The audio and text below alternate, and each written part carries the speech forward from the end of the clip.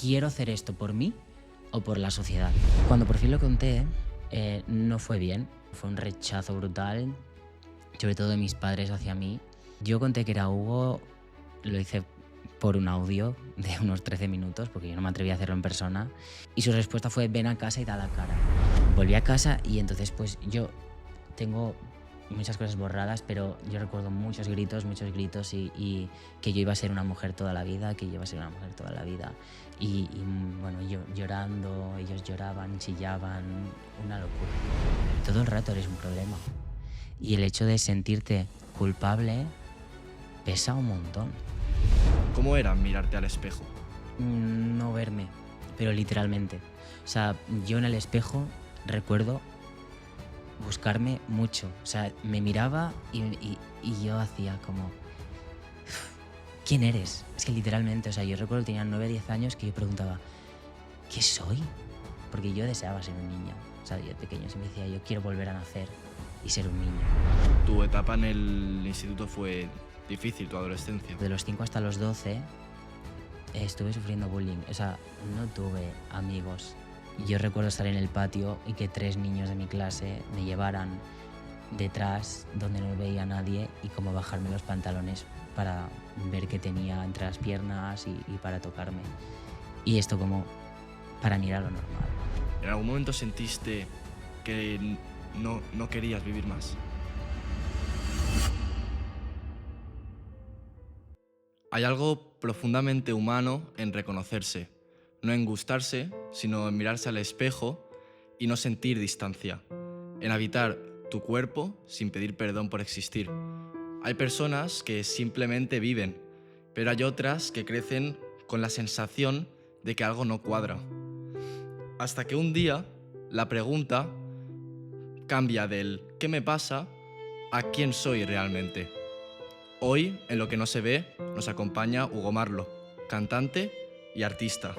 Pero hoy viene a hablarnos de lo que hay detrás del escenario, de cuando la identidad y tu cuerpo no caminan al mismo ritmo, de lo que cuesta y lo que libera dejar de sobrevivir para empezar a vivir.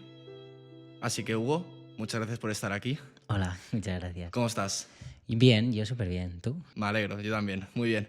Bueno, pues, si te parece, para empezar a poner en contexto, estoy seguro que hay mucha gente que te conoce, pero hay otra que no. Para esta gente, ¿quién dirías que es Hugo Marlo? Hugo Marlo principalmente es cantante, es actor y además, al ser una persona trans, soy activista pues, por los derechos del colectivo LGTBI y sobre todo pues, por los derechos trans. Ujú. La parte igual por la que más se te reconoce es por la parte musical, ¿no? Has estado en La Voz, has llegado a ganar Got Talent, ¿vale? Pero a mí me gustaría ir más allá, a mí me gustaría ir a tus inicios en ese aspecto, ¿no? ¿Cómo empezaste en la música? Y yo empecé en casa cantando, pero siempre cantaba solo. En mi habitación no quería que nadie me escuchara, ni siquiera pues mi familia, ni mis padres, ni nada. Y mi padre siempre ponía la oreja por la puerta, ¿no? Y siempre me decía que yo tenía una voz muy especial y que yo valía para cantar. Y claro, eso a mí me animaba un montón, porque que tus padres te apoyen en algo que muchas veces no es fácil que te apoyen, porque siempre como que los padres tienden a hacer una carrera, que puedas Ujú. tener, ¿no?, unos estudios y un trabajo tal. Y en cambio, pues mi familia siempre ha sido como, dale con todo a la música, al teatro, porque es lo que te gusta y es lo que te hace feliz, ¿no? Y porque vales.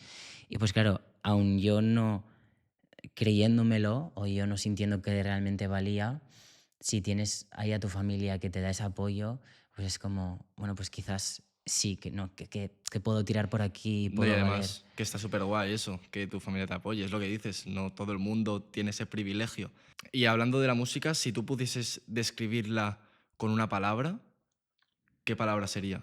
Mm, liberación. Yo creo que...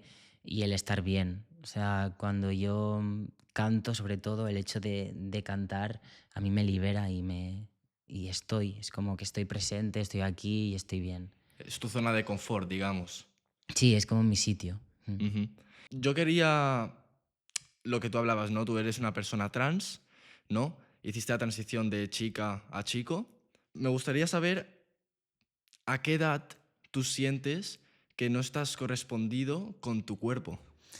Pues es como toda la vida vas sintiendo que no encajan cosas y no sabes por qué no estás del todo bien. Como que realmente yo no sabía lo que era estar bien hasta que me encontré, ¿no? Es como que Hugo siempre había estado allí, pero yo no lo había encontrado. Entonces era la sensación de pues estar mirándote en el espejo y no verte y no ver nada e intentar buscarme y no encontrarme.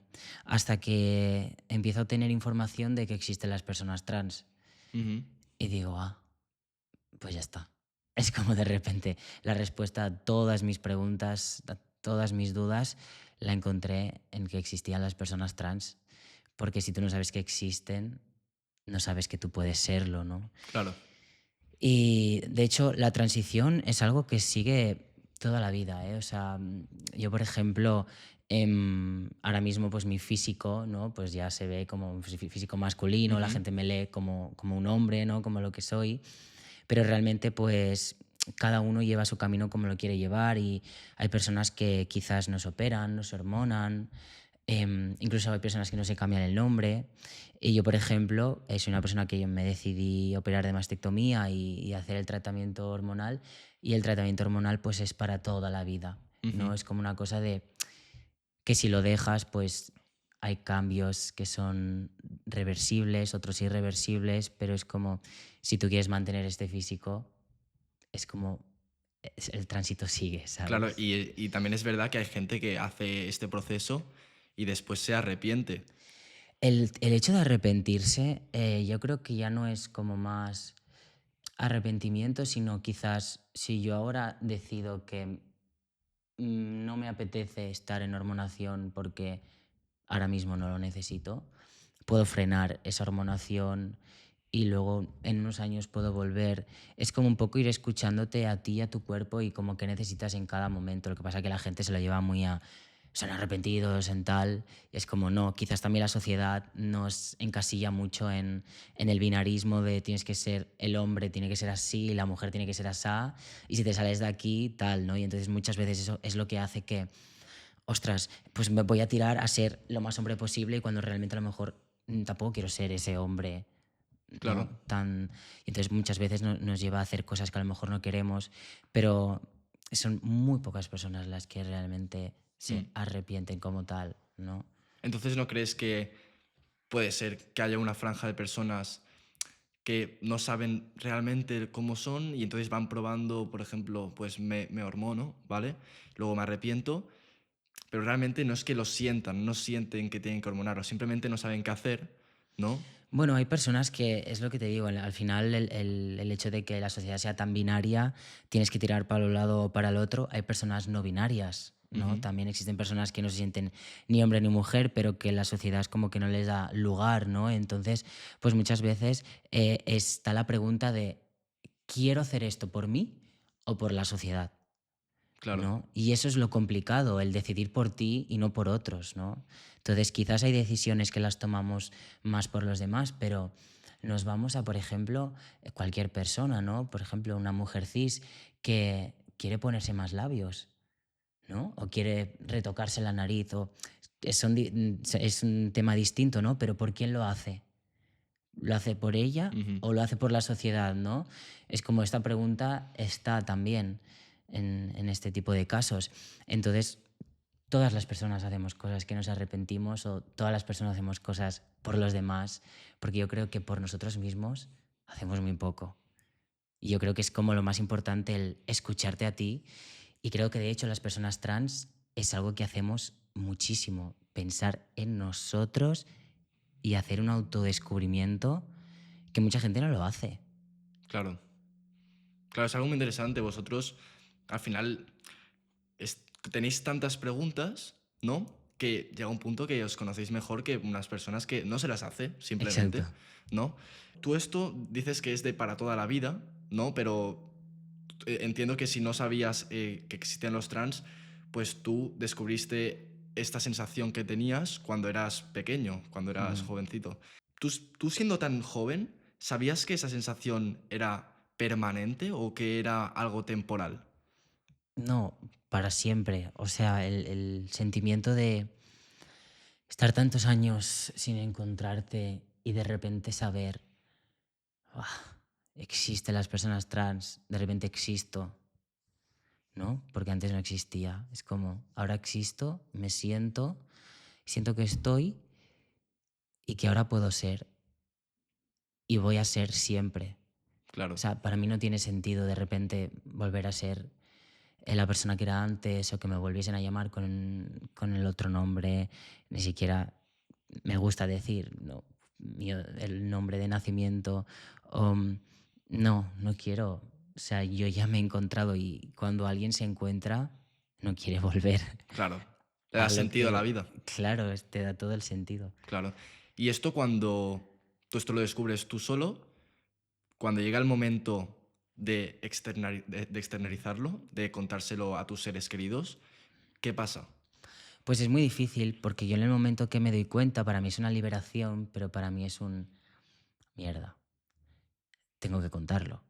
Porque Claro. claro, no me sirve solo con saberlo yo necesito que los demás me traten como tal, me vean como tal. Y fue como, ¿cómo yo hago esto? Bueno, cuando por fin lo conté, después de mucho tiempo muy agobiado y muy encerrado en mí y en mi habitación, no fue bien. O sea, de hecho fue un rechazo brutal, sobre todo de mis padres hacia mí. Y tus padres son lo más importante para ti en tu vida. O sea, son tus referentes, son bueno, quien te han dado la vida, quien te cuida, quien ves cada día y de repente notas un rechazo hacia ti y, y eso es, pues para mí es lo peor que he llegado a sentir en la vida. ¿Cómo fue este rechazo? Mm, yo conté que era Hugo, lo hice por un audio de unos 13 minutos porque yo no me atreví a hacerlo en persona y, y su respuesta fue ven a casa y da la cara. Yo me había ido. Y volví a casa y entonces pues yo tengo muchas cosas borradas, pero yo recuerdo muchos gritos y que yo iba a ser una mujer toda la vida, que yo iba a ser una mujer toda la vida. Y frases muy duras de escuchar bueno, yo llorando, ellos lloraban, chillaban, una locura. Es O un sea, impacto para las dos bandas realmente. sí, sí, sí, totalmente. Pero al final yo creo que lo más importante de los padres es como, yo entiendo perfectamente el choque y es un cambio brutal y de repente es como, ¿cómo gestiono yo esto? Pero creo que lo importante es escuchar de verdad a los hijos y no negarles quién son, ¿no? Como, ok, vamos a hablar esto bien, ¿qué pasa aquí? ¿Qué tal?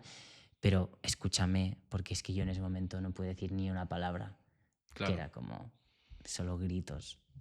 Pues sí, esto es duro para un niño, ¿no? O sea, que Mm, tus máximos referentes te bueno, no te entiendan, ¿no? mm, Yo creo que es una situación frustrante.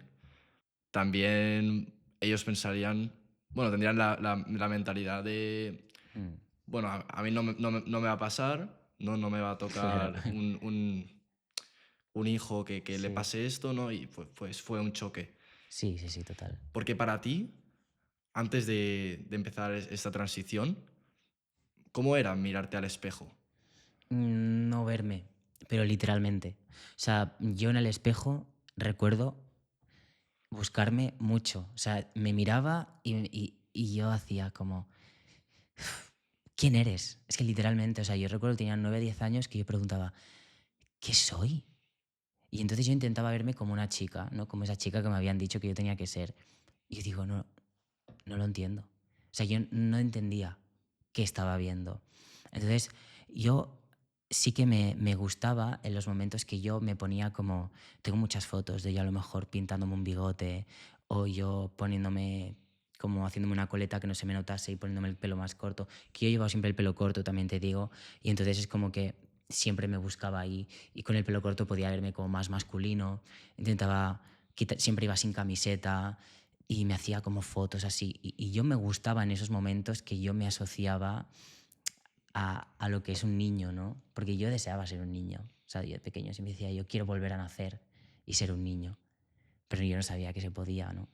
Y entonces en esos momentos yo intentaba gustarme, pero en otros decía, tú tienes que ser una niña. ¿Y cómo afrontas tú ese choque? Viviendo la vida como se puede. O sea, yo fui bastante feliz en la infancia porque mis padres me dejaron realmente ser bastante libre en cuanto a mi aspecto físico, ¿no? Mi pelo, mi ropa. O sea, todo el mundo se pensaba que yo era un niño desde siempre.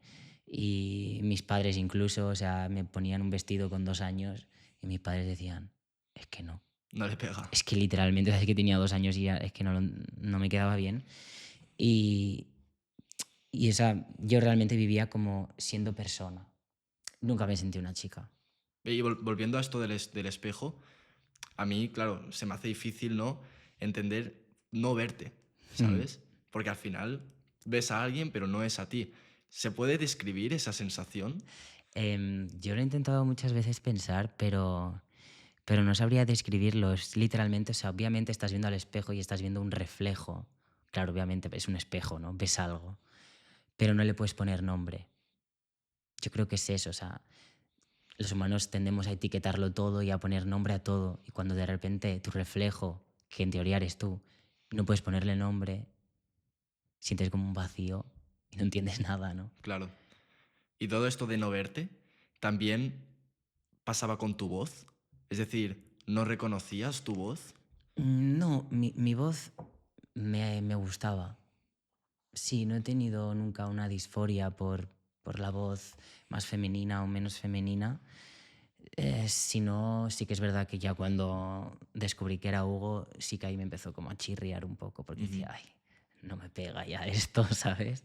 Pero realmente un niño tiene una voz y luego le cambia, ¿no? Pues a mí en vez de cambiarme a los 13 años, pues me cambió a los 18 y ya está, Ujú. ¿no?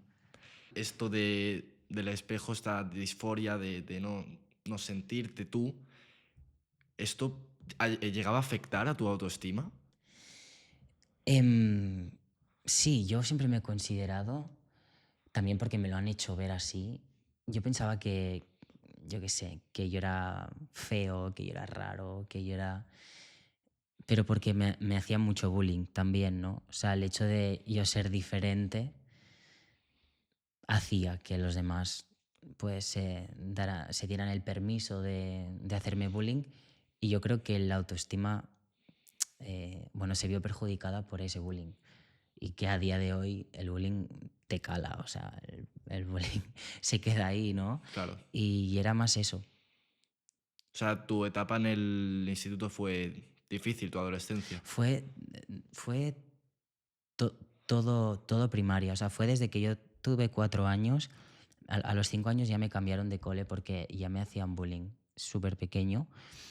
Y luego, pues eso, de los 5 hasta los 12 estuve sufriendo bullying. O sea, no tuve amigos como tal. O sea, algunas personas agradezco como momentos con algunas personas que sí que estuvieron conmigo algunos días o nos lo pasamos bien algunos días, pero en general todo lo demás era como no sentir que nadie quería estar contigo, que te iban a hacer cualquier putada en cualquier momento, mm, que me pegaron también en otros momentos, que incluso llegaron como a abusar en algún momento. O sea, eso no sé si lo he contado alguna vez, pero yo recuerdo estar en el patio y que 3 niños de mi clase me llevaran detrás donde no veía a nadie y como bajarme los pantalones para ver qué tenía entre las piernas y para tocarme.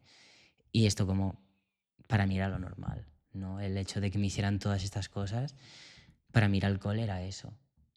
Y el día que yo recuerdo un montón, un día que un niño me chocó una mano. O sea, y yo ese día lo recuerdo como, qué guay, me ha chocado la mano. ¿No? Y son detalles que yo siempre me quedo con lo bonito y con lo bueno y con... Es que sigo recordando esa sensación de cuando me chocó la mano, ¿sabes? Pero todo lo demás se te queda adentro. Y entonces luego te sientes inferior a todo el mundo y tu autoestima está por los suelos. O sea, te sentías vulnerable Mm. y no hacías ningún papel, digamos, para intentar que te aceptasen, ningún esfuerzo. Yo... Es que yo seguía siendo yo siempre. Lo que pasa que el hecho de yo ser pues eso, ¿no? Socialmente una niña que parece un niño, que además llevaba gafas, ¿no? Que es como, ya está, pues el que lleva gafas a veces se lleva más bullying también, ¿no? O no sé, pues el hecho de eso, de ser la marimacho, si ya no les gusta, ¿yo qué voy a hacer? ¿Voy a intentar ser más femenina para gustarte? No, es que no. Claro. Y entonces, dentro de toda esta vulnerabilidad, luego tú te refugiabas en la música. Claro. Es lo que hacías. Mm, yo iba a mi casa y yo era feliz. Con mi música, con mis animales, con mis árboles, en la naturaleza. Yo siempre he vivido en el campo, en una casa de madera, y yo ahí era feliz y ya está. Y yo buscaba esa felicidad, ese ir sin camiseta o ir descalzo, em, esto como mis momentos felices y cantar mucho, porque el cantar me sanaba. Ujú. Mm. Eso está súper bien, ¿eh? O sea, tener un sitio donde puedas sentirte tú, sentirte más libre, pero también eh, todo esto que te hicieron en la escuela, lo mal que lo pasabas, bueno, que lo tenías normalizado, dices, Mm. pero en algún momento sentiste que no querías vivir más. Yo me atrevería a decir que siempre he querido vivir y no se me planteaba la idea de dejar de hacerlo. Sí que me he querido muchas veces como castigar o hacerme daño, mm, y en algún momento he llegado a hacerme daño a mí mismo, pero nunca con la intención de desaparecer. Ujú. ¿Podrías, si te sientes cómodo, compartir qué hacías para autolesionarte, entiendo? Sí, tipos de alguna autolesión en algún momento, pero nunca de pequeño, sino luego ya cuando he crecido por mi cabeza, que al final creo que he pasado mucho. He vivido muchas situaciones que no son nada agradables y eso se te quedan, te marcan y entonces te crees que la culpa es tuya. Y el hecho de, a mí lo que me duele es sentirme culpable, sentirme yo el problema de todo. Porque sobre todo cuando eres una persona trans, te sientes el problema. Te sientes que eres un problema para todo el mundo. Eres un problema porque ahora tus padres de repente lo van a pasar fatal porque van a perder a la hija que tenían. Entonces eres un problema, les estás dando, vamos, un problemón. Mis padres se separan porque soy yo el problema. Luego se vuelven a separar, se vuelven a... No como una situación súper, no sé. Luego de repente te quieres hormonar, pero no están de acuerdo, otros sí, hay más peleas, luego te quieres operar, luego recuerdo cuando mi padre entró conmigo y vio por primera vez y se salió de la sala, no quiso ver cómo... Todo el rato te estás sintiendo mal tú y es como, ¿qué estoy haciendo? Simplemente estoy siendo yo y tomando decisiones que a mí me hacen feliz, pero a los demás les supone un problema. Y luego te das cuenta que la vida no está hecha para las personas trans. Que vayas donde vayas, realmente no tienes un sitio seguro, Mm. ¿no? Que de repente en el deporte, por ejemplo, en el fútbol que yo había jugado toda la vida, de repente ya no tengo un sitio donde voy. Ya no puedo jugar con chicas, pero con chicos tampoco. O cómo me van a tratar aquí. O voy a ser bienvenido ahora en los espacios cis heteronormativos. Mm, Voy al gimnasio, tengo que ocultarme, tengo que esconder. No tiene que ver mis genitales, ¿qué me va a pasar, no? Todo el rato eres un problema. Y el hecho de sentirte culpable pesa un montón. Pesa un montón. Entonces eso es lo que te lleva igual a que lleguen estas autolesiones, el sentirte culpable. La culpabilidad. Pero a lo mejor pasa una situación que no tiene nada que ver con esto, pero ya me lleva ahí, Ujú. ¿no? Como que ¿cómo se llama? La raíz está ahí. Ujú. ¿Y crees que, hablando de estos pensamientos autodestructivos, crees que estamos en una sociedad que tiende mucho a que pasen estas cosas? Sí, yo creo que sí, pero porque falta mucha empatía en el mundo, falta mucho respeto. Yo lo resumiría en respeto y empatía. Y últimamente con las redes sociales creo que están afectando muchísimo.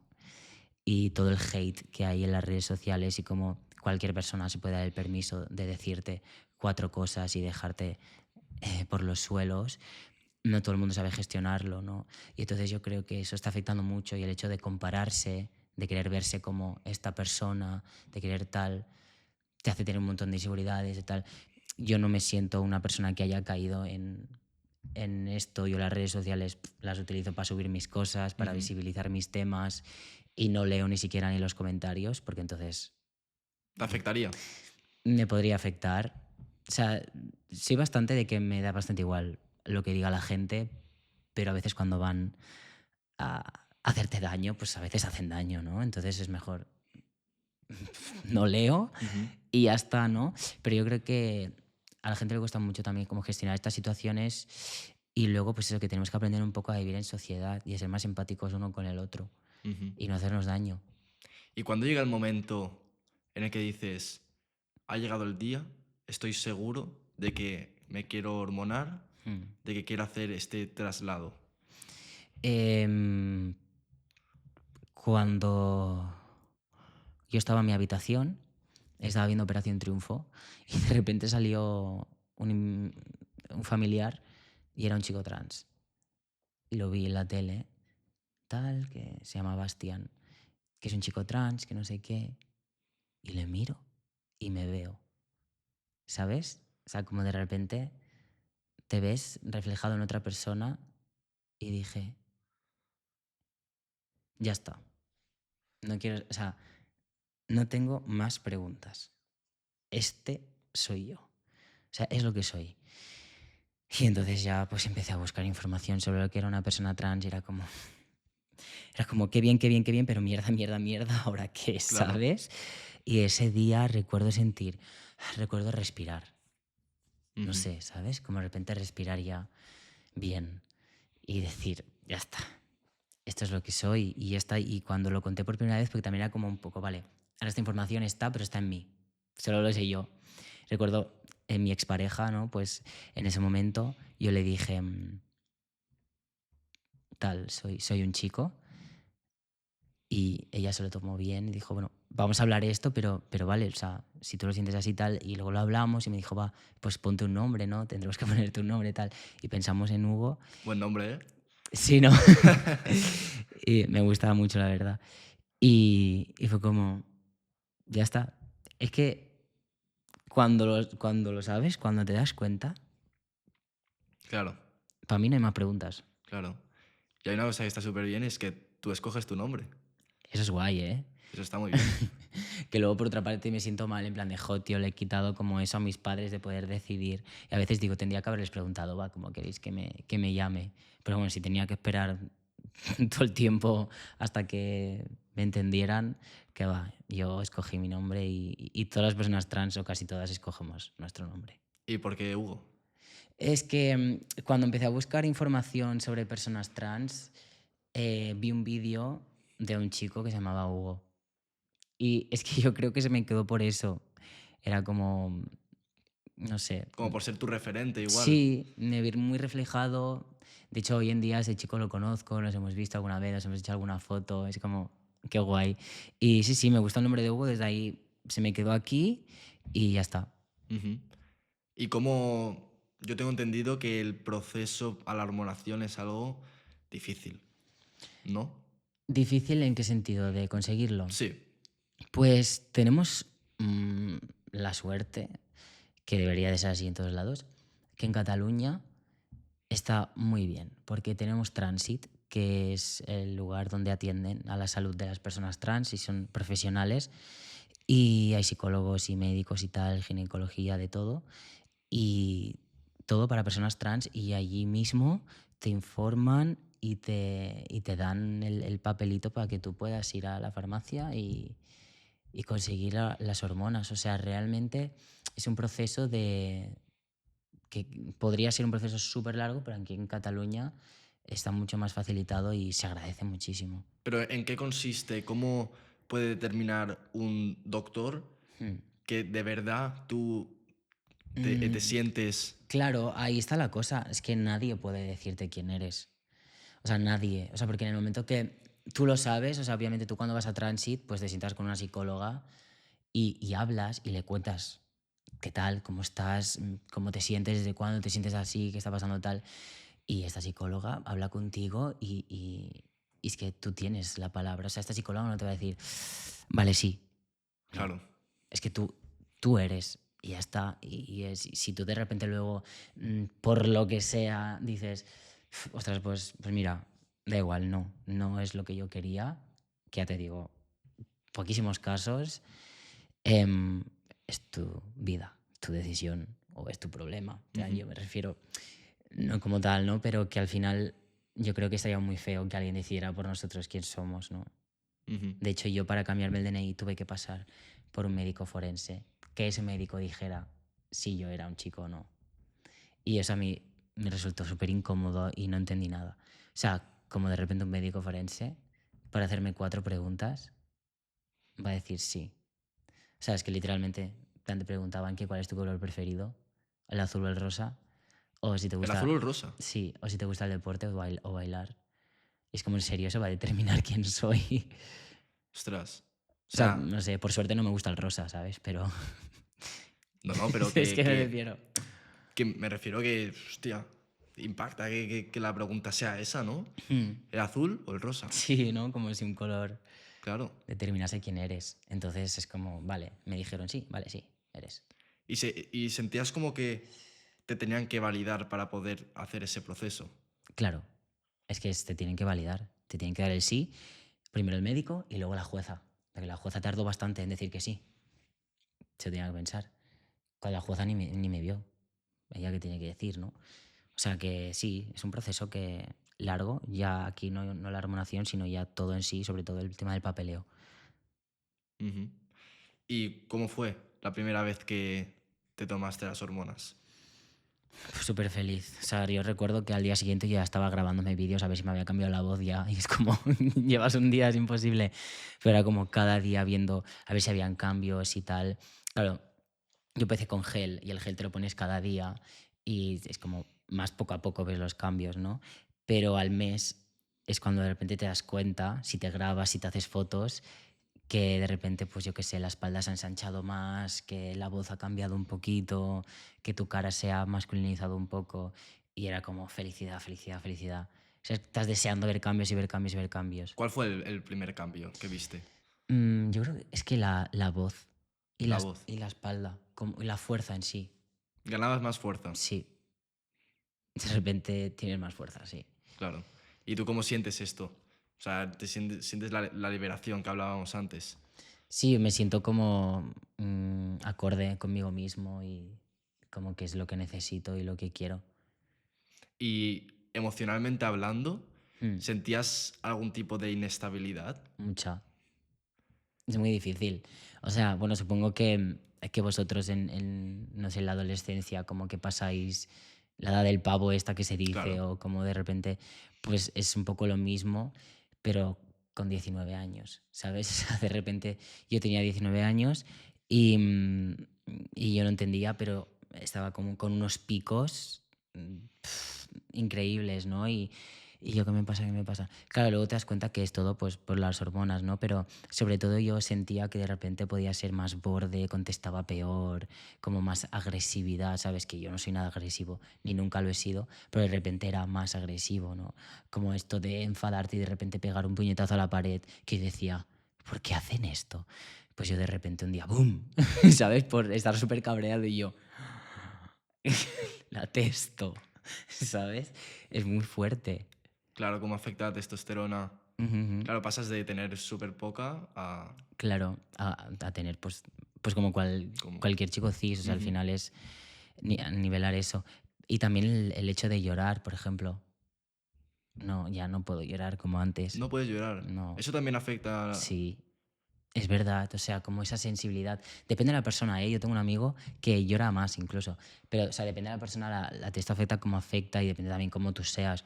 Pero yo, por ejemplo, yo soy una persona muy sensible, o sea, hipersensible, y lo sigo siendo, pero mucho menos que antes, ¿sabes? Y ahora es como, lloraría en muchos momentos que no puedo llorar y o sea, te hace como un nudo aquí o lloras por dentro.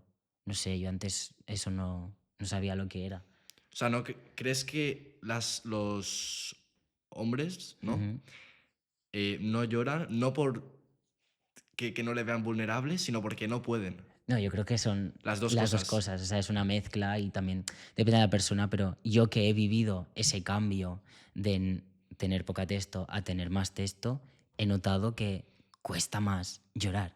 Pues que es Ujú. una cosa ya de que cuesta, no es por eso, no es porque no me vean vulnerable, pero que yo siento que los hombres realmente está esa parte social, heavy, pero también está la testosterona, Ujú. que también es Claro, la testosterona cambia tu voz, ¿no? Que es tu instrumento. ¿Cómo te afecta esto a ti? ¿Cómo es este cambio de voz?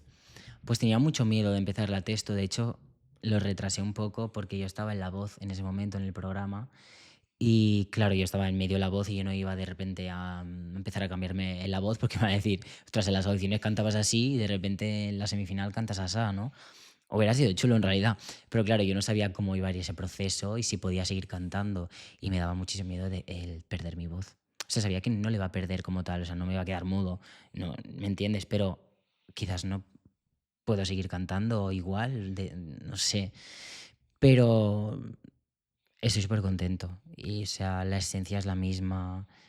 Es muy distinta la voz, pero soy yo igual, ¿sabes? Y sí que hubo un proceso heavy de no entiendo por qué de repente no puedo afinar. O no sé, no entiendo, no podía entonar bien. O la respiración fatal. O sea, es como hay muchos cambios. Y yo creo que fue cuando ya llevaba 3 años en testosterona que ya dije, ahora la voz ya está asentada y ya la controlo, pero sobre todo yo recomiendo un montón que no se pare de cantar, porque es que si dejas de cantar luego ya te cuesta un montón volver Claro. a cantar, ¿no? Entonces, ¿tú crees que de alguna manera reaprendiste a Sí, cantar? sí, totalmente. Y fui yo mi propio profesor, ¿no? Como de, "Fua, no dejes de cantar, Hugo, y sigue. Y aunque veas que haces gallos, que no llegas a las notas, que te quedas sin respiración, porque cantaba y cada 2 palabras tenía que coger aire. No entendía nada. Y era como, sigue, sigue, sigue, sigue, sigue. Y tuve que reaprender. ¿Y no te generaba esto ninguna inseguridad a la hora de cantar? Claro, yo creo, o sea, en esa época no hice conciertos apenas, Ujú. mm, dejé de subir covers bastante tiempo, como hice un parón ahí de conciertos y de vídeos hasta que por fin sentía que ya sonaba bien mi voz, ¿sabes? Pero sí, sí, complicado. Y bueno, en Got Talent tengo entendido Mm. que tú llegas antes de la transición Ujú. y luego te presentas de nuevo cambiado. Sí, a los años, de hecho, era después de 6 años. Ujú. Después de 6 años, de 2016 a 2022, me presenté de nuevo, ya llamándome Hugo, con mi voz, y, pero siendo yo mismo, ¿no? Y te dieron los 4 síes. Sí, y Risto ya. te dio su sí, Sí, que ya es Risto, complicado. Risto siempre. Siempre. Bueno, las veces que yo he estado en Got Talent, Risto conmigo ha sido increíble y incluso pues en el Got Talent Junior, que fue cuando gané, eh, él me cogió, o sea, yo iba en su equipo, luego cuando volví es como es otro sí, o sea, siempre sí. Pero él conocía tu historia o no. No lo sé. O sea, no, me refiero porque igual, porque pasa mucho que cuando eres cantante trans, pues te Mm, encasillan como cantante trans. ya. Y que no fuese a ser eso lo que hizo que Risto te diese un sí o uno, es decir, No. el contexto en el que te encontrabas. Bueno, no, en sí, yo cuando la primera vez que fui a Got Talent, yo me presenté como una chica y fin, y le encanté en ese momento y desde ese momento me dio el sí más grande del planeta, incluso me dijo. O sea que desde ese momento se quedó conmigo a full y luego cuando volví y fui como ya no soy tal, ahora soy Hugo, pues sí otra vez. Y es como, qué guay. Bueno, privilegios que no todo el mundo tiene, no todo el mundo se gana un sí De de Risto, ¿eh? Risto. Sí, sí. ¿Y cómo fue el momento en el que por fin te ves al espejo y dices, hostia, me veo, soy yo. Pues con ganas de todo. O sea, mucha felicidad. Era como, ¡fua! Quiero más. Y todo el rato como que queriendo más y más y más. Y no sé, ganas de salir al mundo, de salir a la calle. O sea, yo era muy de eso, de encerrarme en la habitación, de que yo era muy vergonzoso, eso también. O sea, muy, muy, muy vergonzoso. O sea, sigo siendo un poco, pero yo en mi vida miraba a los ojos, en mi vida, yo qué sé, es que caminar al lado de alguien me daba vergüenza por si escuchaba mis pasos, respirar, o sea, intentaba respirar sin hacer ruido, era como horrible, yo no quería que me escuchara mi voz, que me vieran, que me tal, y yo lo pasé muy mal con el ser vergonzoso, o sea, muy mal, de verdad, o sea, qué rabia la gente, con la vergüenza ni se come ni se almuerza, ojalá no tener vergüenza, en plan, era como imposible, pero yo lo achaco también mucho a eso, ¿no? A que, claro, yo no era la persona que quería ser. Claro. Y cuando de repente soy Hugo, me veo en el espejo, tal, empiezo con la hormonación que me hacía muy feliz, me opero. Fua, era como ganas de todo, tío. Y empecé a perder la vergüenza un montón y a poder ya mirar más a la gente, a poder eso, salir Y más allá de cambiar tu relación con la gente, ¿cambió tu relación contigo mismo? Sí, sí, sí, porque empecé a sentir lo que era la felicidad. O sea, de verdad, yo sé que en muchos momentos yo sentí la felicidad porque luego a lo largo del tiempo he pensado, eso era la felicidad. Como, o sea, la felicidad yo pienso que no eres feliz en sí, son momentos, personas. O sea, tú sientes la felicidad como de repente, no sé. Y a veces te mantienes como en un estado de, hey, estoy feliz, ¿no? Pero con el tiempo, o sea, cuando fui Hugo, entendí que se podía ser feliz más veces de las que yo había sido. Ujú. Y después de este cambio y de sentir la felicidad ya en su máxima expresión, digamos, ¿seguía habiendo gente o apareció más gente la cual te quería quitar esa felicidad, que te hacían comentarios que te podían Pues perjudicar? la verdad es que todo fue mejor cuando fui yo. Y cuando empecé a ser Hugo, la verdad que hubo muchos menos, sí que por redes sociales mucho más.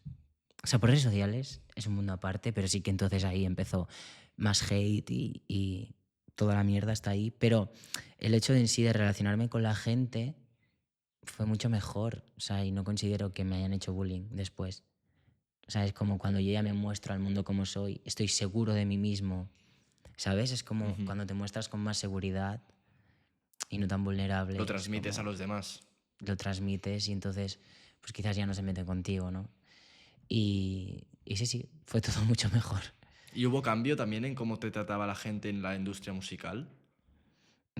Es más complicado el tema del mundo laboral, sobre todo siendo trans, y aunque estés en la industria musical, que es como el mundo del arte es mucho más libre, pero aún así acabas como em, buscando esos espacios seguros y tienes miedo de a qué televisión voy, a qué entrevista digo sí, o qué entrevistador va a querer entrevistarme por el hecho de ser trans, ¿no? Porque aquí entra muchísimo la política y es algo que odio, ¿no? Y entonces depende de qué partido eres o no, depende de qué partido está en televisión o tal cual, no sé, pues no van a querer hablar contigo simplemente porque eres trans, ¿no? Y entonces yo me he encontrado mucho con esto, con no puedes optar a todos sitios, o sea, tienes un campo más reducido.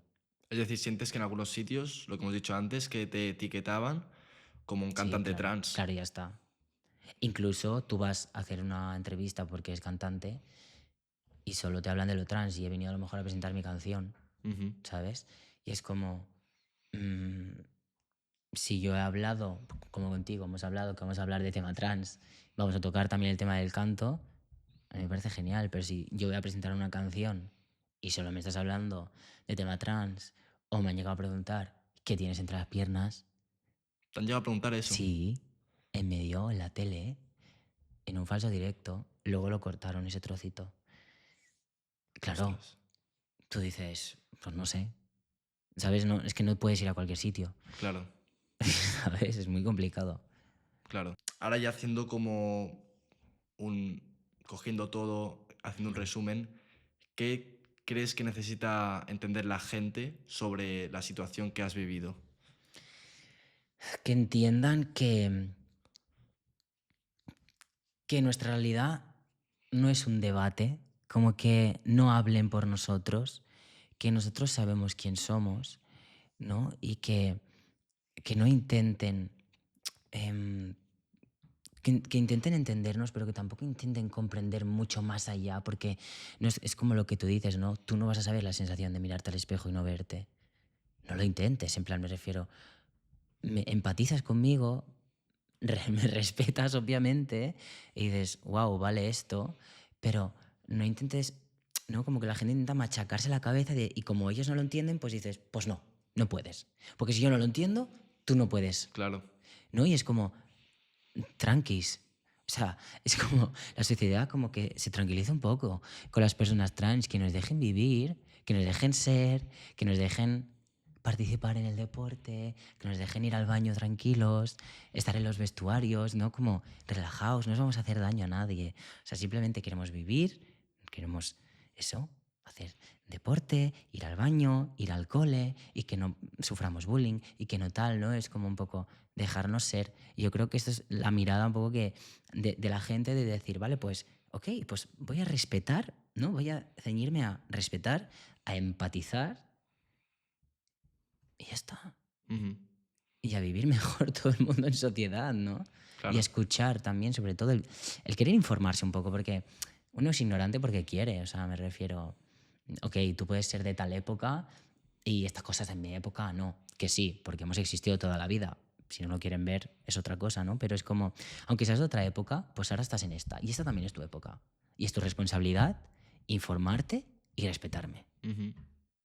Hablando del deporte, ¿cómo lo vives tú? Me refiero no deporte en general, sino en la competición de Hmm, un deporte, porque yo tengo entendido que tú hiciste fútbol, que tú hmm, lo dejaste por lo que llegó a significar tu situación.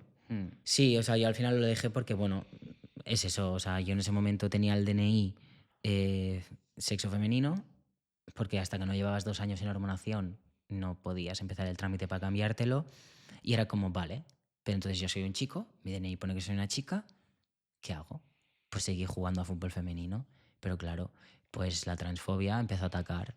Y era como, pues claro, que yo era un tramposo, que ese no era mi sitio, que yo no tenía que estar ahí, que no tal. Y es como, ya, si es que, o sea, es como, lo sé, pero entonces puede estar todo un poco más pensado para las personas trans, ¿no? Como darme otra opción, porque no tengo otra opción.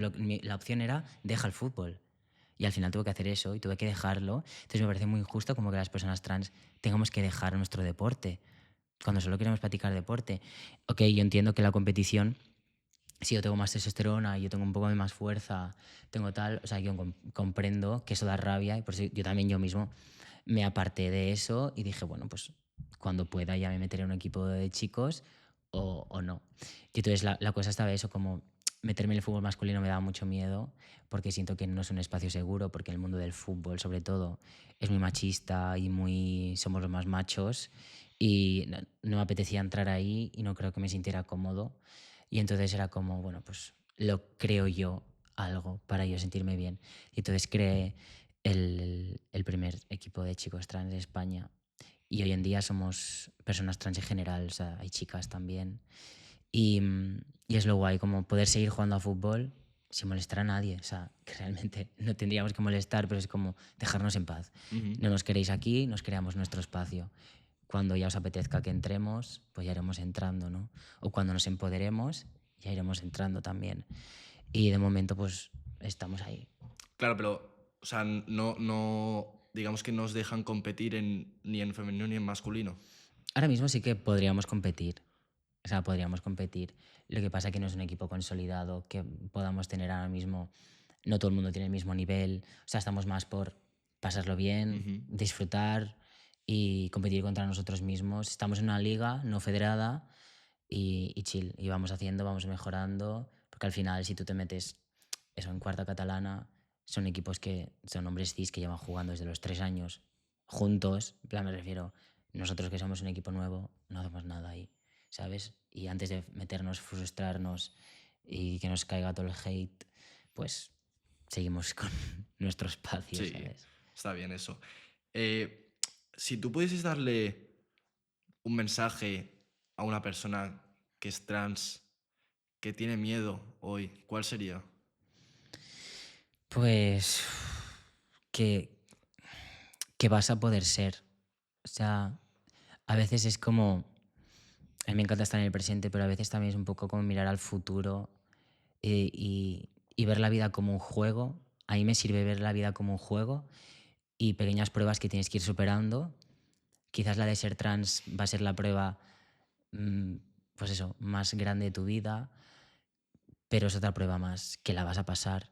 Y entonces como que se sigan escuchando, que no se olvide de quién es, que se siga escuchando, que se priorice, ¿sabes? Y que lo hará, que se den su espacio, que se den su tiempo, que no hay que hacerlo ya, ¿sabes? Que lo harán cuando lo tengan que hacer y si el mundo le rechaza, que siga, porque en algún momento va a poder estar bien. Yo pienso así, mi situación fue así, o sea, mi familia no se lo tomó nada bien y hoy en día mi familia está súper bien conmigo, me llama Hugo, me trata como yo quiero, entonces como que todo llega. Ujú. Solo hay que, bueno, hay que, desafortunadamente, no se pasa de la mejor manera, ¿no? Pero intentar adaptarse, que es lo más importante. Eh, ahora, un poquito más fuera de todo este tema, me voy un poco. El, ¿A ti cómo te gustaría que te recordasen cuando ya no estés aquí? Como alguien que hizo cosas que sirvieron para algo. Como, bueno, yo quiero que se me recuerde como esa persona que tenía una voz especial, una voz bonita y que y que hizo mucho por la sociedad. O sea, porque siento que es lo que quiero ayudar, quiero dejar huella, quiero que la sociedad mejore. No sé, entonces si se me puede recordar así como, "Guau, hizo esto, hizo lo otro, hizo tal, hizo cual, no paró para que el mundo fuera un poquito mejor, ¿no? Así que eso. ¿Y cómo te ves tú en 10 años? Pues ojalá en una casa, con algún hijo, con mi novia y en escenarios. Ujú. Es que quiero estar en los escenarios. Igual, también por la desinformación, esto que has dicho de los hijos es muy interesante y yo creo que se tendría que matizar aquí. Y es que igual por la desinformación se puede especular que una persona trans no puede tener hijos. ¿Cómo funciona esto? Pues de muchas maneras, o sea, puedes tener hijos de muchas maneras. Obviamente no puedes tener de la manera natural, Ujú, ¿no? Digamos. Pero yo, por ejemplo, pues congelé óvulos y entonces esos óvulos están en una clínica y en el momento que queramos tener hijos, pues mi pareja, que es una chica cis, le pondrían esos óvulos a ella. Entonces, con mis óvulos, ella tendría el bebé y entonces en parte sería de los dos, ujú, ¿sabes? Aunque como la genética sería mía por los óvulos, porque sería como con el esperma de un donante, pero esa es como una opción. Luego hay otra opción que yo podría tener también un bebé. La cosa es que a lo mejor no me apetezca gestar, ¿no? Y teniendo pues a Marta que sí que le apetece, pues genial. Luego está la adopción. ujú. Son tus hijos igual, ¿no? O sea, padre es el que cuida y el que de esto. Así que, y bueno, más opciones, pero esta es la que nosotros hemos pensado. También queremos como un hijo con mis óvulos, un hijo con sus óvulos. Ujú. Y ya está. Y ya, la pregunta final. Vamos. Si tu historia fuese una canción, ¿cómo se llamaría? Eh, como algo con la palabra soñar o soñar. Sí, sin más, soñar. ¿Tiene alguna justificación? Sí, porque siempre sueño, o sea, siempre tengo sueños y siempre voy a por ellos. Y creo que mi vida, o sea, yo me mantengo vivo porque sueño mucho y quiero muchas cosas y hago muchas cosas. Y eso es de las cosas que puedo decir que soy muy orgulloso de mí, que es como yo tengo un sueño y voy a hacer por conseguirlo, no, no se queda en un sueño. Vas a por él. Voy a por él y cuando lo consigo tengo otro sueño y no paro Y así de soñar. constantemente. Ujú. Bueno, pues muchísimas gracias A ti. por venir aquí. Yo creo que esto va a servir muchísimo para dar visibilidad a todo este colectivo, para informar a la gente que no lo está y para que si alguna persona que se siente que está en la situación en la que tú te encontrabas o en la que tú te encuentras, pues pueda verse reflejado en este podcast y pueda dar un paso adelante si es eso lo que quiere hacer.